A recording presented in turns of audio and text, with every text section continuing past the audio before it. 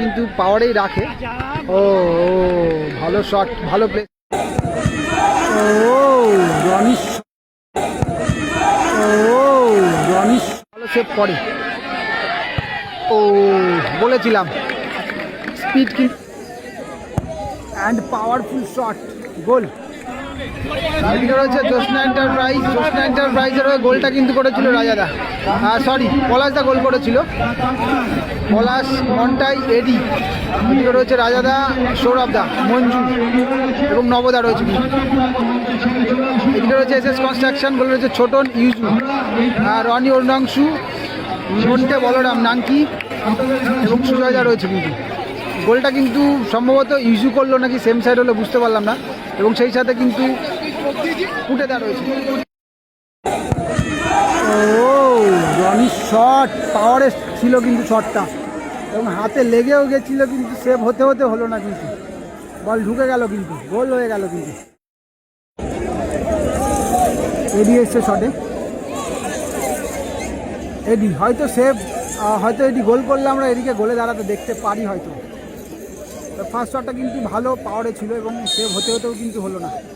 ছোটন দা পারবে কি সেভ দিতে নাকি গোল করবে এডি? And powerful shot, goal.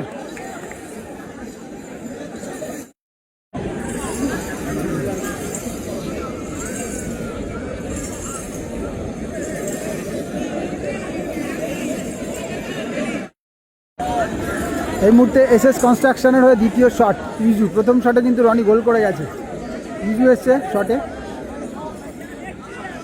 Goalkeeper রাজাদা save করতে করতেও কিন্তু পারলো না সেভ করতে প্রথম শটটা।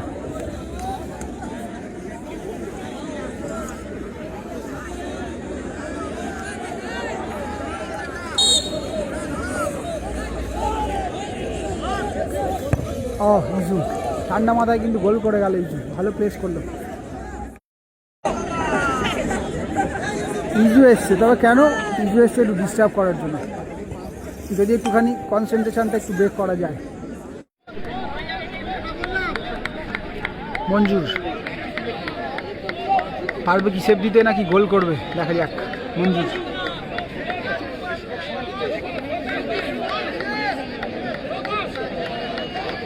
মঞ্জুর সময় নিয়ে কিন্তু শটটা করতে চাইছে। জ্যোৎস্না এন্টারপ্রাইজের শট, সেকেন্ড শট। ও ভালো ভালো গোল করলো। আগেও জানিয়েছিলাম যে এডি গোল করতে পারলে হয়তো আমরা 3 কাঠের নিচে দেখবো এডিকে। সম্ভবত এডি গোলে দাঁড়াবে মনে হচ্ছে এখন।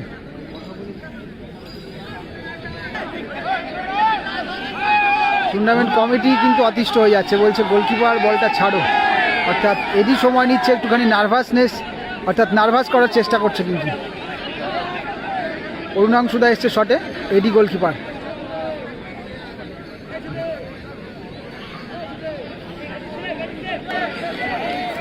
যদি অরুণাংশুদা ভালো মারে, ভালো প্লেস করে, একদিকে দেখি আর একদিকে মারে, তবে ক্ষেত্রে দেখা যাক।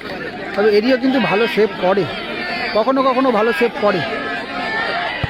ও বলেছিলাম স্পিড কিন্তু ব্রেক করলো মাঝখানে এবং গোল করে দিল।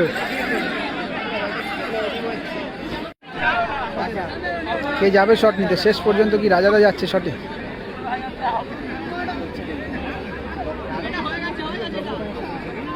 পলাশদা কিন্তু এখনো শটে যায়নি, তবে যাবে কিনা সেটাও জানি না। গোলকিপার ভার্সেস গোলকিপার কিন্তু এই মুহূর্তে, ছোটন ভার্সেস রাজা, এবং ইয়েলো কার্ড দেওয়া হলো কিন্তু ইজুকে। ইজু কিন্তু বারে বারে ডিস্টার্ব করার জন্য আসছে।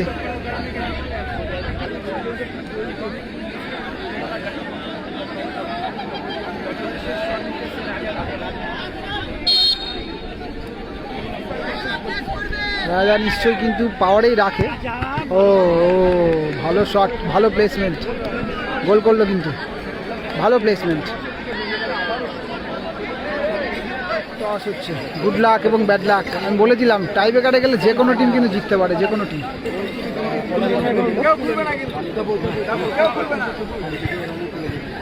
রেফারি টচ পড়েছে ব্লু পড়েছে